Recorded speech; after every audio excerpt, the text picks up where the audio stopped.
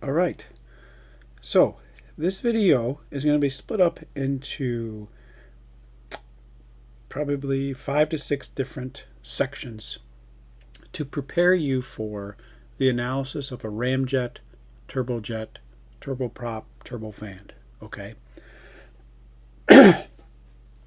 so we're going to go through some of these cases which describe the 1D flow of a perfect gas. We're going to go through basic equations, some review.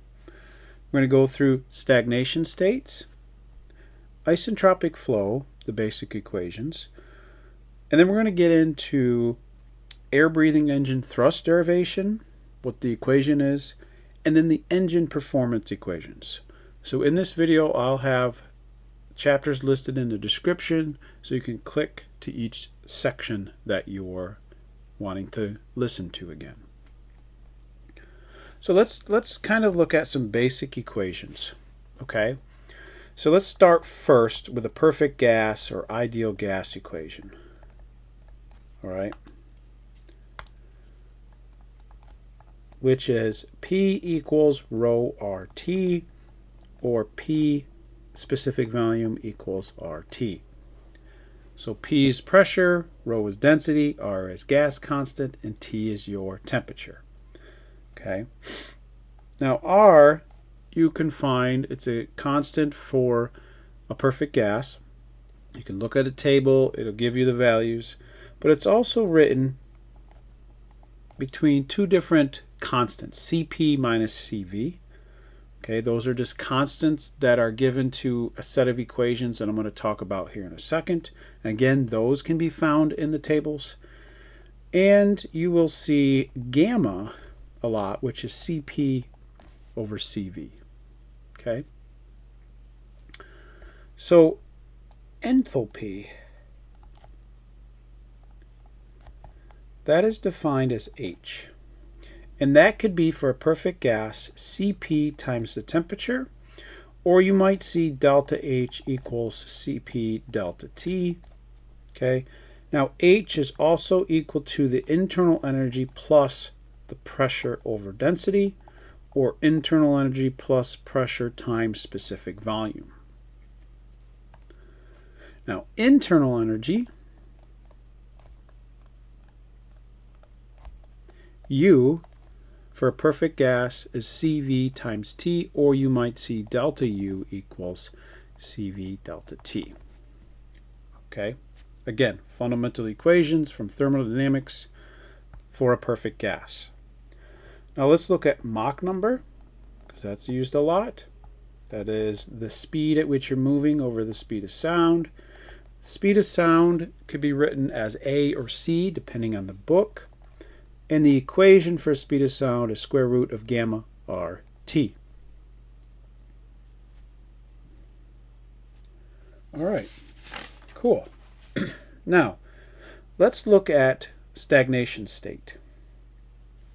So say you have a point up here, we'll call point 1, and this flow is going straight, and then it hits, say, in front of your car, or in front of an airplane. I'm just going to make this what they call like a blunt body. Okay. This line I drew from 1 to 2 we call a streamline, and it's perfectly straight, and it would be the direction that the flow would be moving. Okay, so it's going from 1 down to 2, and 1 would be moving, say we have wind blowing, okay, or the airplane moving. 1 is the free stream velocity, or say 100 meters per second. And then what we're going to assume is that flow or particle will slow right down, and at point 2, it will be 0 velocity. Okay, and this is true. This slows right down to, and then it sticks to the surface. Okay, and then what happens is a particle upstream of it will come in and push it away. Okay, but this flow right here, where it touches the surface, has a velocity of 0. And those are what we call stagnation points, or stagnation conditions, okay, when the velocity is 0. And in propulsion systems, we deal a lot with T naught and P naught. Those are stagnation points. Okay, stagnation temperature, stagnation pressure. And we use those to describe one, kind of a total energy of the system, which is T naught, and P naught, which is like your irreversibilities or friction or losses within the system. All right, so nozzles, diffusers, the rate at which you burn, all that stuff has efficiencies and losses, and we can assume a different P naught between those two states. Okay, and when we get into the ramjet and we look at non-ideal, we'll go through some of those. Okay, what I'm going to do is I want to derive an equation to show you the stagnation temperature equation. Okay, and how it relates to Mach number and gamma. So first, what we need to do is we can write the total energy at state 1 and state 2. Okay, and they're conserved. So at state 1, P1 over rho 1 plus U1 plus V1 squared over 2 plus GZ1. Okay, so this is what we call fluid energy. All right, because we're assuming that there's no heat transfer. We are also assuming that there's no mechanical work from 1 to 2, so there's no pumps, no turbines, nothing like that. And that we're assuming that steady state. Okay, and we're conserving energy, conservation of energy. And it could have pressure. This is a pressure. This is internal energy. This is kinetic energy. And this is potential energy, okay, of the fluid. And again, some of this you learned in thermodynamics. Some of it you learned in fluids. This is taking the first law of thermodynamics and expanding it. Okay. Well, all the energy at 2 is also conserved. Okay, plus GZ2. Okay, so we got pressure energy, internal energy, kinetic, and potential. Those are the energies that you have when it comes to fluids. Okay, or the most common ones. What we can do, though, is these are at the same elevations. We can cancel those. And I just told you that the velocity at 2 is 0. So what we end up having is pressure over density plus internal energy plus V1 squared over 2 equals P2 over rho 2 plus the internal energy at 2. Now, if you remember, I defined this term already, enthalpy. This is the same thing. So we have H1 plus V1 squared over 2 equals H2. Look at that. Pretty cool. Now we're going to define H2 as H naught, because that's at state 2. That's that stagnation point. Okay, stagnation state. All right. Now what I'm going to do is I'm going to kind of do some algebra, plug some equations in to get an equation that we use consistently in propulsion systems. Okay, so what I'm going to do is I'm going to divide by H1 on each term. Okay, so we got 1 plus V1 squared over 2H1 equals H naught over H1. Okay, now what I'm going to define as, which I already did before, Cp times T. So 1 plus V1 squared over 2H1 equals Cp times T naught, and then we have Cp times T1. Okay, whoops, and I'll also do it here. 2CpT1. All right, I'm just going to flip it over. So we have T naught over T1 here. We have V1 squared over 2CP T1. Okay. Now, I'm going to convert this velocity into Mach number. You remember, let's do this in green. Mach number was U over C, which U can be V. I'll call V1. That's the Mach number times C. And if we square it, we can do that. We get U squared, let's do V1 squared, equals the Mach number squared times, this is the square root of gamma RT squared, and that just becomes, I'll put the subscript 1, gamma RT. Okay, and we'll put the subscript 1 there. So let's substitute that in.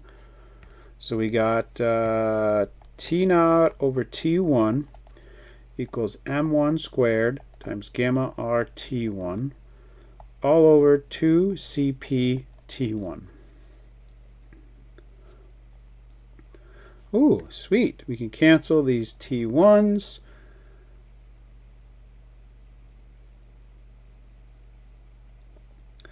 We can plug in, remember, R equals CP minus CV. We're going to plug that into here and do a little bit more algebra, and I'll just get to the equation because you can kind of plug that in and do some algebra. We're going to get this. T naught over T1 equals 1 plus, oops, I forgot these 1 pluses. It's okay. 1 plus M1 squared over 2 gamma minus 1. Okay.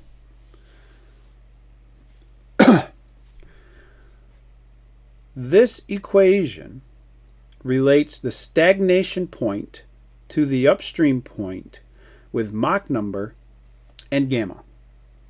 This is heavily used to figure out your total stagnation temperature, T naught, because we define in propulsions that is a representation of the total energy in our system. Okay? So, this is the fundamental equation that you'll use a lot to find stagnation temperature. Okay? It deals with Mach number and gamma. All right.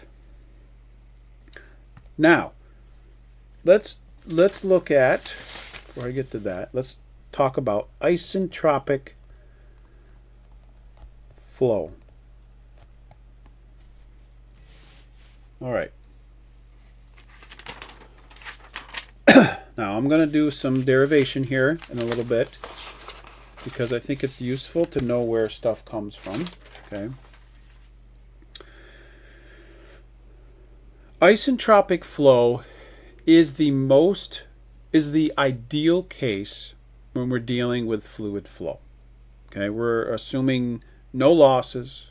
We're assuming that it's a perfect condition. Okay, and in some cases, nozzles, diffusers are really close to that. Okay.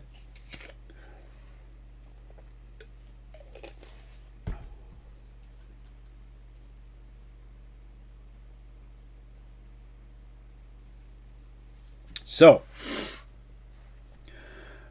where we're going to start is you got to know the second law of thermo, which states that delta S is Q over T.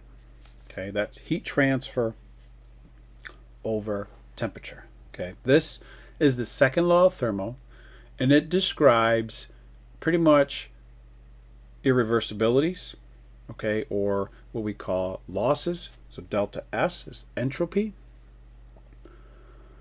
and heat transfer and your temperature. Okay, this second law fundamentally tells you the direction of heat transfer. Okay, we're going to use it, and we're going to define, and we're going to say that delta S, when delta S equals 0, we have isentropic flow, and this in between states 1 and 2 there are no losses. Okay, That's the fundamental idea that we're going to do. And what's going to happen is we're going to get this equation, P naught equals over P1 equals T naught over T1 raised to the gamma over gamma minus 1. This equation, I'm going to show you how we get it, the fundamentals. This equation's used heavily in propulsions because once you find, like, say, your stagnation temperature, you can then find your stagnation pressure. And we know stagnation pressure deals with losses. Okay? So in an ideal case, your stagnation pressure is constant throughout the whole system, from a diffuser to the back end of, say, a ramjet, which is a nozzle. Okay, that P naught will be the same. You can then change your stagnation pressure in those cases and then start including some non-ideal cases. Okay. So the next part before I get into the air breathing engine thrust equation is the derivation. So if you want to skip that, you can. Okay, so to derive that equation above, all right, we need to first look at a piston.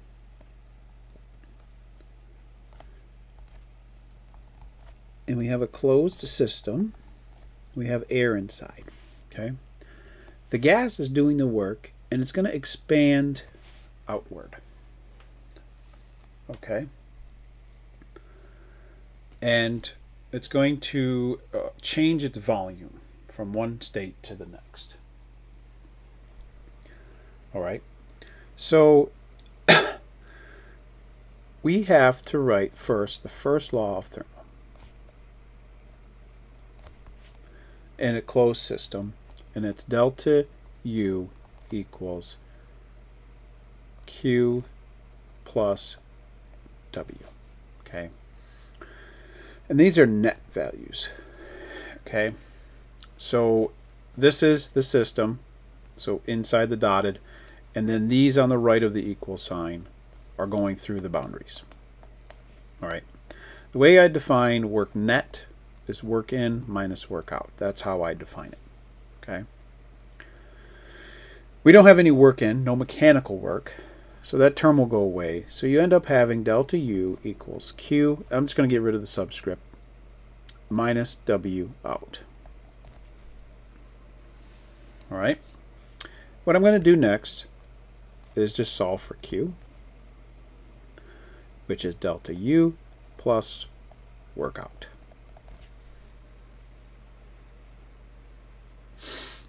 Okay, now work out this, in order to find the work out, it's actually the pressure inside that air times the change in volume.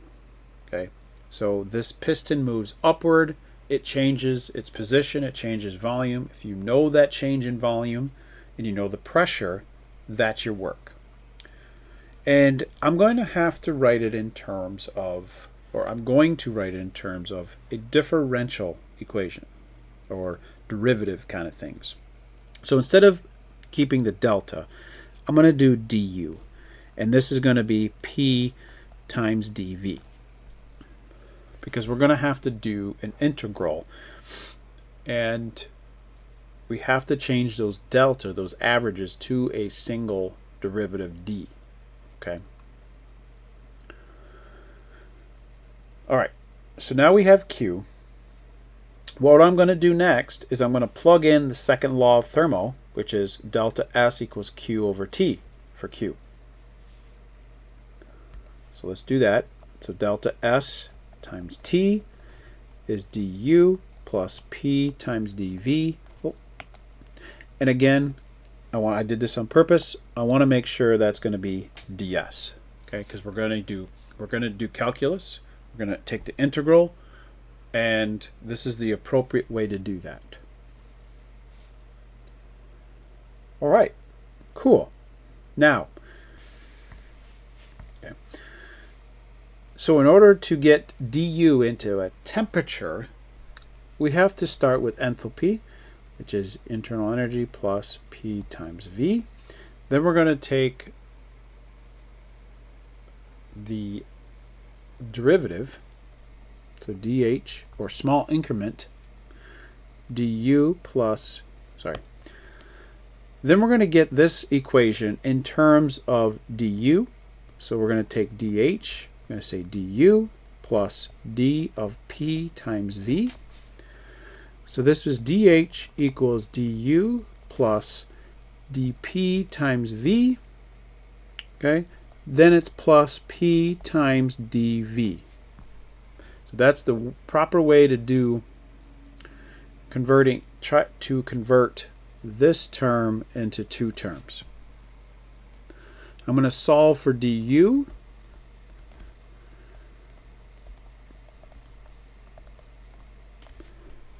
And then I'm going to plug that into the equation above. Okay, so I'll go over here. So ds times t, we have dH minus dP times V minus P times dV plus P times dV. And look, those can cancel, so we end up getting ds times t equals dH minus dP times V.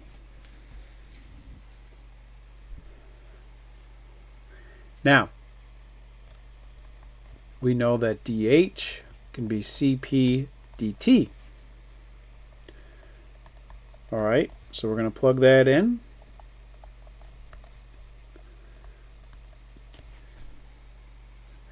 And I'm going to divide by t on each term. So we got ds equals Cp dt over t minus V over t times dP. We got to get, if you notice, look, see how this dt has a t? We need to get dP, we need to divide by p or multiply it by p. We can do that by assuming PV equals RT. If we take V over T, we get R over P. So we're going to plug that in.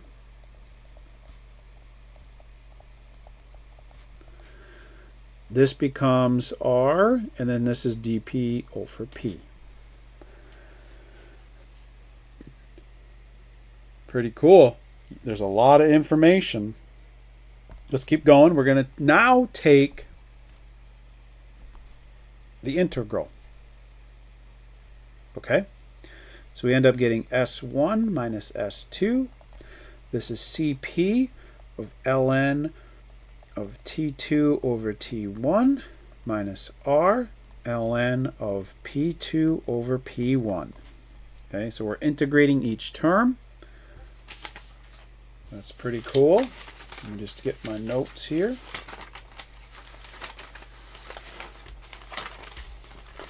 Where is it? Oh, right here.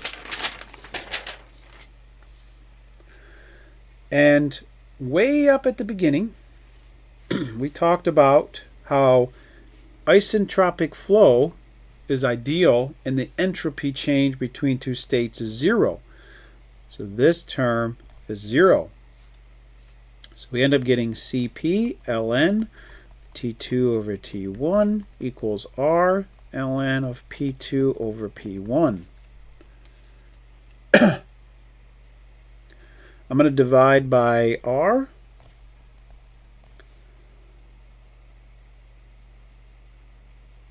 And then I'm going to E both sides. Okay? And the way this works is it's T2 over T1. The Cp will go to the top. And then this becomes P2 over P1. Okay, again, this is a math rule.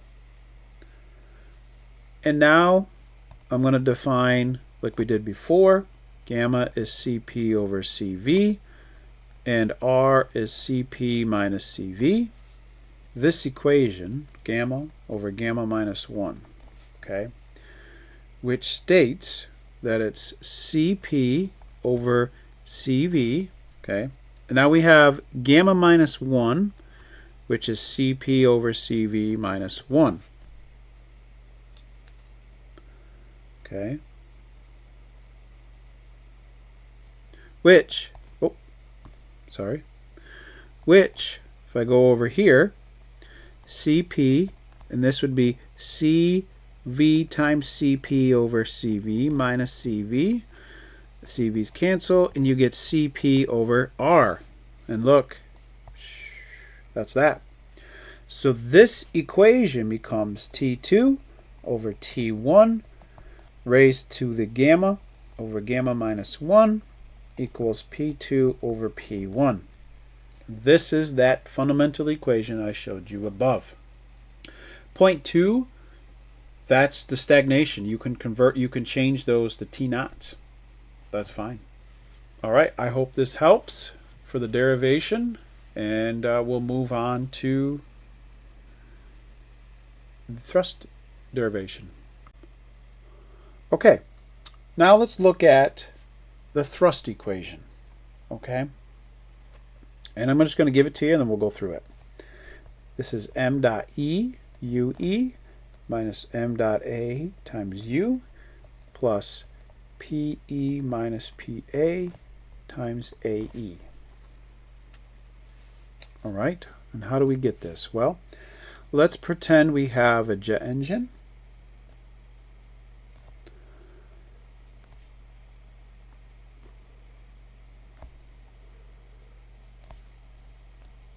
Right here, and say it's mounted right here. It's not the perfect sketch, but you get the idea.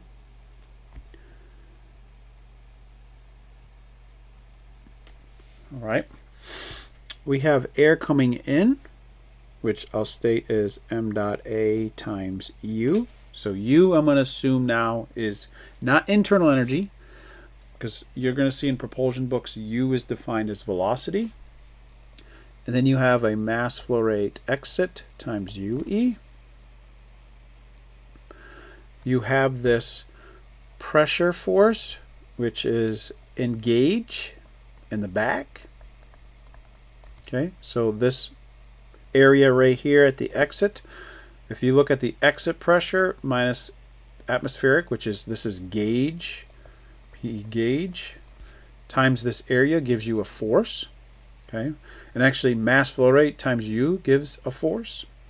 Then you get what we call this thrust. Okay, because if it's mounted here, say on a linear actuator, or sorry, if it's mounted here on a linear bearing and you turned it on, you would have some mass flow rate m dot F that would cause this thing to move backwards slightly, creating a force, and that force is the thrust, and that's the difference between these three forces. Okay, now there is a pressure force here, but we're assuming it's atmospheric, and you do gauge pressure, this goes to 0. Okay, so Newton's second law for fluid flow states that the summation of the forces equals the summation of m dot V out minus the summation of m dot V in. Okay, this is linear momentum, second law of Newton's second law of motion, and the out terms is the m dot EUE, the in term is the m dot AU, and then over here we have thrust minus that PE gauge times AE.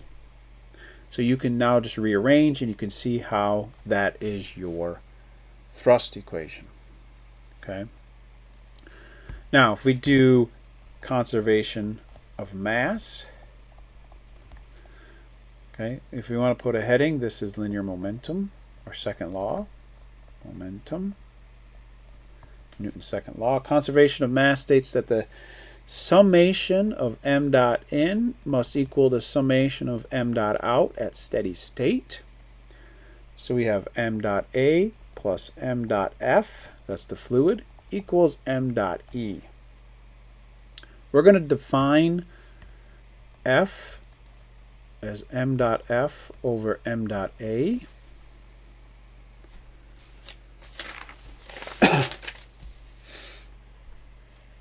So let's just divide by m dot a on each one of these terms to get that. So we have 1 plus f equals m dot e over m dot a.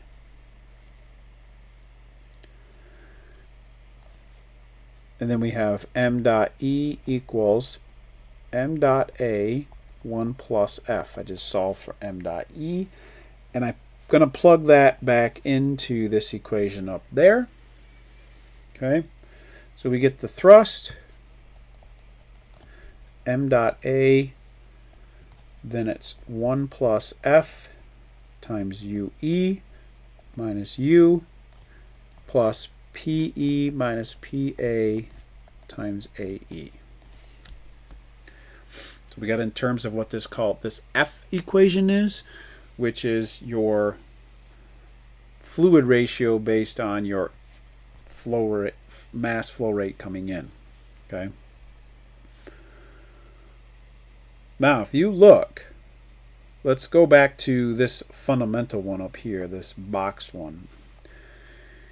In order to increase your thrust, you increase your exit velocity, right?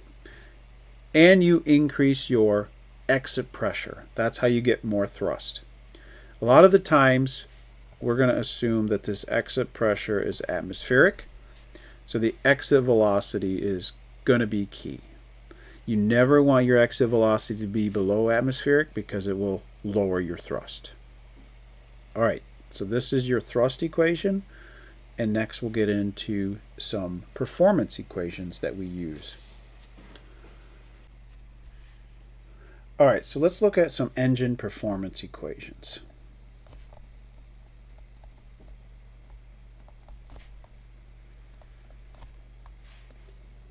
So we're going to look at what we call first propulsion efficiency. And we're going to say A to P is the thrust times your input velocity over the change in kinetic energy, which is thrust times U over m dot E UE squared over 2 minus m dot A U squared over 2.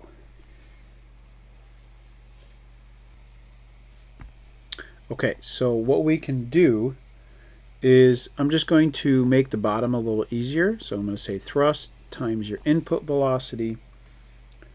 And this bottom can be switched to m dot A u squared over 2 times 1 plus f times this ratio, I'm going to say a little v squared minus 1. Where f, like I did before, is m dot f over m dot A.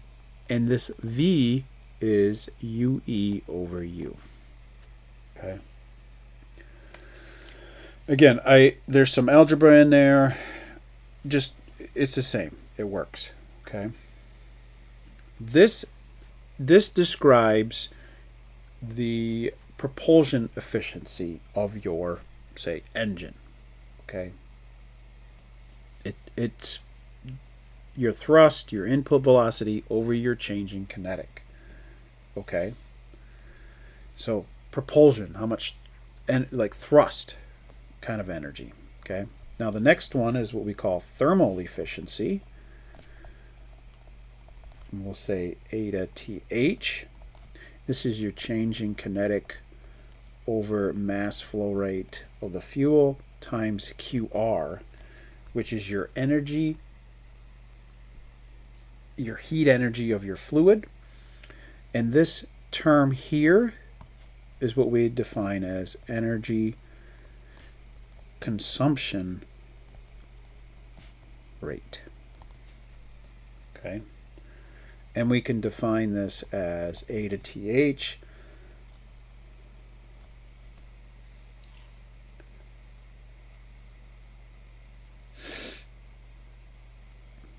as 1 plus F UE squared over 2 minus U squared over 2, all divided by F times QR. Okay. because remember F is m dot F over m dot A.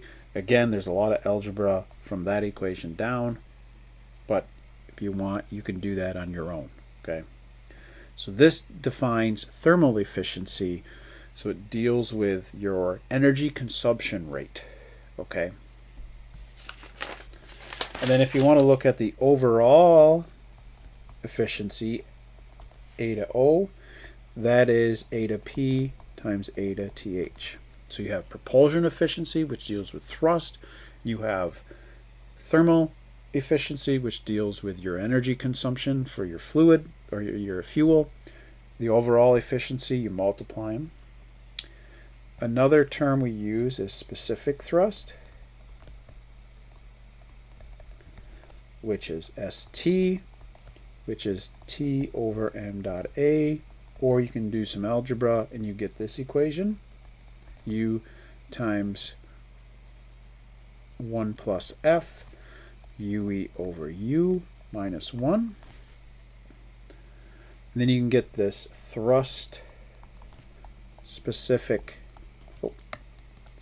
thrust specific fuel consumption,